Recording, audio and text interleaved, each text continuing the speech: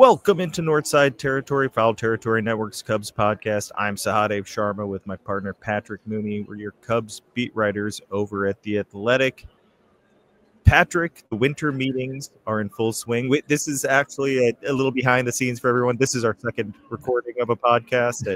One got eaten up by the internet monsters, and that is lost forever. But a lot has happened. We got better stuff now, yeah.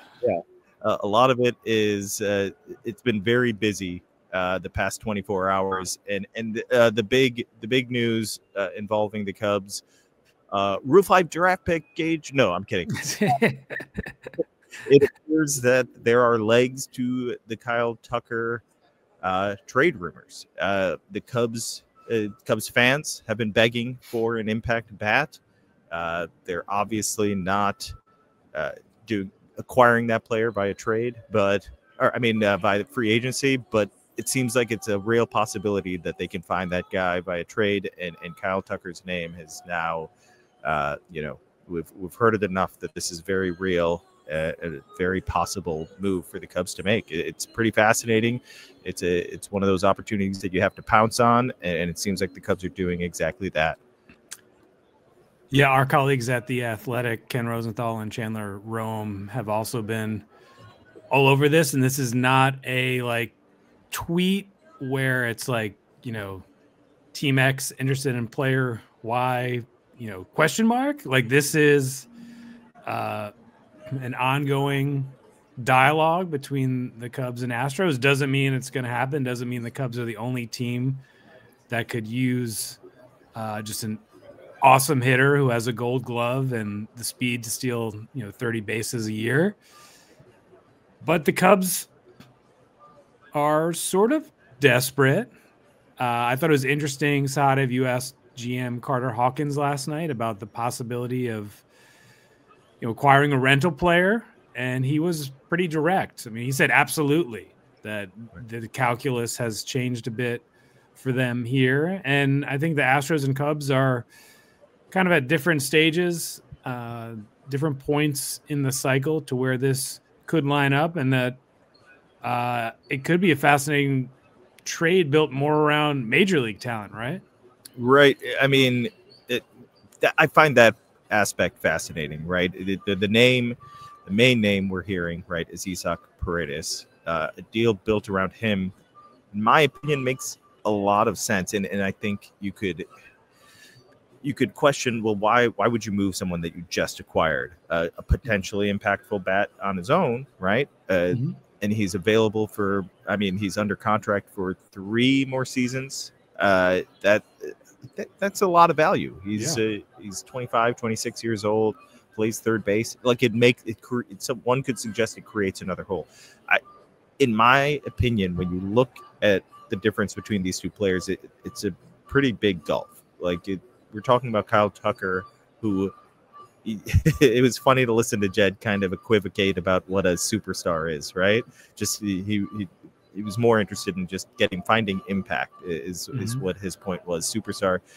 And I think you could kind of break those semantics down to maybe Kyle Tucker isn't a superstar in the traditional sense of that word, right? He's not on the cover of video games. He's not, he doesn't garner a lot of headlines. Go look at the numbers. The guy is a superstar. He's a superstar offensive player. There are 3 players that I put at the upper tier when it comes to offense, and it's Juan Soto, Shohei Ohtani, and Aaron Judge. Right there in that next tier is Kyle Tucker with names like Mookie Betts and Yordan Alvarez and Jose Ramirez. That's the type of player he is. Insanely impactful. We talk about offensive production. Kyle Tucker is I like to look at weighted runs created plus, and he's going to give you a 140, if not above that. And that is a very impactful player. And he plays Gold Glove defense, like you said. This is the type of move, if they can pull it off, that change the dynamic of the lineup. Now, yes, you have to give up quality. This is not going to be an easy trade. If Paredes, if you can build a trade around Paredes, I think that makes a lot of sense. Why would you give up years of control? It's what you mentioned before, what I asked Carter. They're in win now phase. They'll give up future wins for current wins. Kyle Tucker moves the needle, changes the lineup. Kyle Tucker is only under control for 1 year, but he is the type of guy that you'd extend if you could. When I say extend, I'm not sure if they could get an actual extension done. Probably not. I doubt it. But signing him, giving him the money, if he can, it enjoys his time in Chicago, Wrigley Field. Most players do. That's the type of guy you pay, right? It's not going to cost 15 years, $765 million, but it's going to cost a lot of money. Yeah, man, like 12 and 400. I don't know. Like, it's yeah, at the rate this has been accelerating. Yes, and I think you just have to be willing to do that, willing to take this risk. And it is a risk. It's a risk that he does what Juan Soto did with what happened to the Yankees. Spends a year there, loves his time there, but then gets paid more money elsewhere. But they went to the World Series. Right. They went to the World Series. And this is where Jed Hoyer, Carter Hawkins, and the front office is at. They're at the point where it's time to take some risks. Like, no doubt. Do you just sit on your hands and then lose and get fired? Like that's why you have to be a little aggressive. You have to be a little bold. And I think Isaac Paredes plus prospects makes just a huge amount of sense. Yeah, he may not be a superstar now, but if he hits like 40 bombs at Wrigley Field next year, like better believe he would be one and viewed as such. I think you'd worry about the extension stuff later, and that would almost certainly be more of a conversation after the season. We're getting a little ahead of ourselves, but I really get the deal done. Yeah, I liked, as we were collaborating on the story last night of, these trades for sort of the 1 year star hitter rentals. The Cardinals didn't really regret what they gave up for Goldschmidt. The Red Sox have certainly not recovered from dealing Mookie Betts. The Soto one was an outlier. And then there was one other one. Lindor. I mean, nothing outrageous, didn't burn any of those teams. And then I thought the analysis you ran in terms of just the numbers of how impactful this guy is, it really opened my eyes in terms of just the oh wow, like he hits in like half a season what the Cubs home run leader would produce, or like he got to 4.2 WAR in half a season, and Dansby led the Cubs with 4.3 WAR in 140 something games. And this is what fans have been waiting for, the splash to kind of move some pieces to move this thing forward. And honestly, it was kind of refreshing to write about something different other than they're not in on Soto and Burns, or they're looking to trade this guy and that guy. Maybe it wound up being a big tease or disappointment, but it certainly has livened up these winter meetings. Right. And when you bring up all those names, there were always excuses made of why the Cubs couldn't do those types of deals, and sometimes valid excuses, right? Like Paul Goldschmidt was available when Anthony Rizzo was manning for a space, and the Cubs just didn't have the prospect depth. That's the other benefit. Like we talk about, they use their prospect depth to get Paredes. Now use Paredes again to take another step up. Like Jed's hammering this idea of consolidation of WAR, a one player that has 5, 6, 7 WAR seasons. Do they have guys that have that potential on their roster? Absolutely. But this is a guy that has done it, can do it, stay healthy and win a Gold Glove and impact the offense at a level that this team hasn't seen since its heyday, which is approaching a decade ago, which is kind of crazy to think. Exactly. So, just it completely alters the complexion of the roster and the lineup. And something that should excite a fan base that is searching for reasons to be excited. The timing's right, which maybe it wasn't with Mookie Betts. The position fit, all these different things. They're looking for that, and now they seem to have zeroed in on their target. Yeah, and it'll be really interesting to see what these other moves are, right? And they've got a couple couple outfielders who have been very prominently mentioned in trade rumors. I thought it was fascinating to see Joel Wolf, Seiya Suzuki's agent, do kind of multiple rounds of media sessions, starting with Roki Sasaki, and then it kind of became offshoots of other different clients he's had. And Seiya is among those decorated players. And for Joel to come out and say, yeah, Jed's, talked to us about maybe trade possibilities and certain ideas on there. And the fact that Seiya coming out from Japan, when he was posted, probably wouldn't have signed with the team that was going to use him as a DH, but also at the same time saying it's a very small universe of teams that Seiya would even consider. What do you got on Seiya? Yeah, I mean, I'm not surprised that teams are interested in Seiya, right? Like that makes a lot of sense. Teams should be asking about Seiya, and if the Cubs are trying to kind of reshape this lineup, I understand why they like even consider it, and maybe someone bowls them over. But I think Jed said it today. He expects Seiya Suzuki to be a Chicago Cub next year. There was some. I thought, I thought that fans and others kind of may have taken the DH talk a little too far as well. Like he was really upset and like this was some point of contention and like Seiya wanted out. That is not how I interpreted what Joel was saying. Just that the idea that this is someone that came here who wanted to be a right fielder, believes he's a right fielder, and doesn't expect to be there full time. I don't like, and then talking to Carter and Jed the past 2 days, they made it pretty clear there's no anger here. There's no animosity between the two sides. They have a good relationship. This was a decision that Craig Counsell made because he had better right fielders to put out there. And frankly, Suzuki hit. It's not like it got in his head and he couldn't hit suddenly. Yeah. He was awesome out of the performed really well. Yeah. Right. So I thought that was a little like, I think some of it was taken too far by some on the internet and thought like it meant more than it did. Like Seiya Suzuki's not demanding a trade. Not that there's nothing like that. It's not like he's like, play me in right field or trade me. This seems all very like they're all good. Joel Wolf has other clients with the Cubs that they have a great working relationship. I wouldn't overthink that situation. And I would like everything that we're hearing makes it seem like it would be pretty big surprise if Seiya Suzuki is not with the Cubs next year.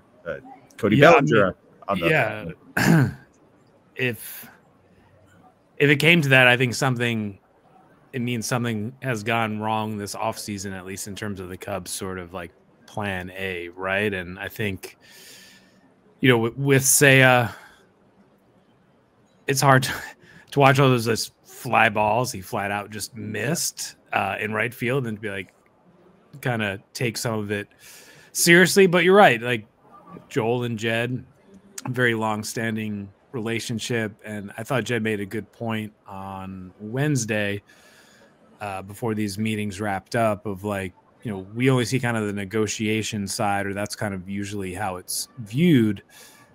There's a ton of conversations that have to happen throughout the year with all players in each front office, but particularly, a Japanese player coming over and the Cubs wanting to put him in a position to succeed.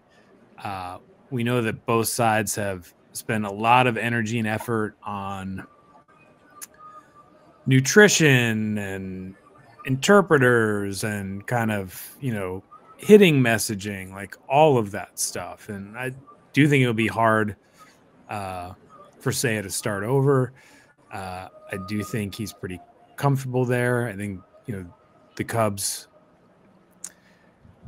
executed what's been a pretty good deal. If you have him for 2 more years, and just obviously, Cody Bellinger does not have a no trade clause. He's the one that'd be easier to move. And, I do ultimately think that's the guy who's going to get moved. I think he thinks he's going to get moved, right? Right. Yeah. I mean, like, I don't know how long we've been hearing about this now. It feels like a while. And every day that goes by, it's not like, you know what, maybe we jumped the gun talking about that.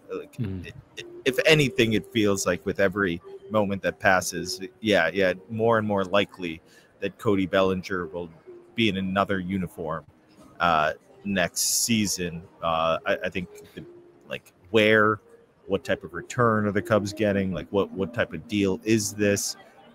Those are the questions I'm most interested in figuring out. But could it be quick? Could it happen this week? I wouldn't be shocked by that. I thought it was. I did think it was interesting that Jed. I mean, I think we knew this. He's kind of hinted at it, but he straight up said like, we're very active in trade talks, less so free agency. That's, you know, we've known that, but to hear him say that and just flat out admit it, like this is the route they're taking, and they're not.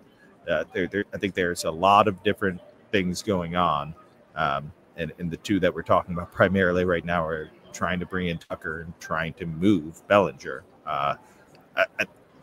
I think what would be fascinating is all the other moves that they'd be making or considering. How else they would do that if they can pull those off, though. Completely changes the tenor of the offseason, how we look at this team, how they fill holes, and really what they do going forward. I think it'll be very interesting to see. And frankly, if they pull off a Kyle Tucker trade, I'm just fascinated to see who's involved. Well, and to be clear, we've both heard the Astros are not at all on Bellinger. That is not right a part of this. But yeah, it becomes like what, how much money comes back to them? How do they utilize it? What opportunities does this open for certain younger players? Is there now a hole at third base? I'd imagine they go in stronger on pitching. We still think they're going to add another starter in some form, or a kind of a pitcher they could use creatively. The bullpen needs obviously more options. So it does feel like we talked about it with Jed again. Like, this is not last offseason when their first move was like whatever, January 11th, 12th, somewhere in that range leading into Cubs convention. Like they've made some moves here. I mean, they've got the Tucker trade, in the talk stage. I don't know, the deal zone. I don't know what the exact phrase would be, but they've submitted the introductory materials to Sazaki's camp. Matthew Boyd deal, looks more and more reasonable as the rest of the pitching market accelerates. It made a move for the bullpen. Carson Kelly as a catcher, that's sort of on deck is our understanding, and we haven't left the winter meetings yet. Right. Yeah, I do think that they'll continue to be active. They'll continue to be busy. There was a big trade moments ago with the Garrett Crochet going to Boston. Obviously, the Cubs had some interest there. Don't know if anything. It doesn't seem like anything was particularly close, but that's certainly. I think as dominoes fall, like more and more things happen, right? Like this is first one was Juan Soto, and while it wasn't an avalanche of moves on Monday, it certainly became clear that things were moving quicker. I think our colleague Ken Rosenthal has said that Corbin Burns isn't too far away from signing. Like this is Max Fried just signed with the Yankees. Like a lot has happened. We've gone from very dead winter meetings. I believe it was you that brought up to Jed. They didn't make their first move till like the middle of January last year, and now they're not only have they made a few solid moves, they're very active in talks. It's just we weren't hearing this type of buzz a year ago. We weren't hearing this type of talk. Frankly, I guess like mostly around the league too, but especially around the Cubs. It was non-existent, and this is just a very different feel and vibe, and like I keep saying, if they can pull off this trade, it completely changes the way you ever, like I think it should change the way Cubs fans feel about everything. It's the type of like aggressive, Like we're not playing around. We're not thinking about 2028. We're not, we are trying to win in 2025. That's what these types of moves suggest, and it feels like a exhale of like, finally, like, come on, let's see them act in a manner that we should expect from a team like this. Yeah, our buddy Jesse Rogers of ESPN asked Jed, what inning of the offseason is this? And I don't know if he said fourth or fifth, something like that. It's certainly deeper into the ball game than it was at some of these prior winter meetings that have been, frankly, kind of boring. And I mean, if they pull off a deal for Kyle Tucker, like just play Go Cubs Go, because I feel like that would be a signature kind of all-in move that would energize the team, give the fan base more justifiable a sense of optimism, and you just can't run it back. I mean, Jameson Taillon said it on our show last week of when you fall short like this, you kind of do it to yourself. And Tucker would be that, like, oh, wow, like the Cubs are, seriously trying to win this division and would have a lot of time still to do some of those other stuff that they're good at, of like, doing stuff on the margins, finding those buy low relievers, identifying, the right pitchers to kind of strengthen the rotation. And then, you have Craig Counsell, a very good manager, pushing those buttons. Yeah, and a couple of things. If you don't think Kyle Tucker is worth it, I would recommend just double checking his stats and going to look at what he's done over there, basically since like 21. If you're worried about he's only on 1 year, I don't trade good prospects for a rental. I get the sentiment, but you have to take these types of risks. At some point, you can't just keep sitting on prospects. You have to be aggressive. These opportunities come up every so often, but not every year, not all the time. When they come, when they're finally here, like, you have to take advantage of it. It's time to win. It's time to be aggressive, and to finally see the Cubs acting in that manner is matters. It's a big deal. And to see them do this, I think it is, if they can pull this off, it is a turning point feel. Like, finally, this is behaving like the team that they should be. So, yeah, I think it's as simple as that. I understand some of the consternation or worry about it. What if he leaves after a year? Okay. Who cares? Time to take some risks. He leaves, yeah. I mean, time to make some moves and be a real big market org that isn't afraid, that isn't just prospect hoarding. All right, Patrick. We'll be back with more from the winter meetings, I believe. We'll see how quickly these things can move, if there's actual movement in the next day or two. But it sounds like Jed Hoyer may or may not leave Dallas tonight. So if that's any indication of what's happening, that'd be fascinating as well. We'll see what more happens. This is Northside Territory on Foul Territory. Thanks so much for listening. Make sure to rate, review, subscribe. Please subscribe to the YouTube channel. You guys have really ramped up the views on there, and we appreciate it. Subscribe to The Athletic. Patrick and I will continue to be on top of this offseason. It's been pretty hectic, and we'll continue to give you everything we can that we're hearing. Thanks so much for listening, everyone.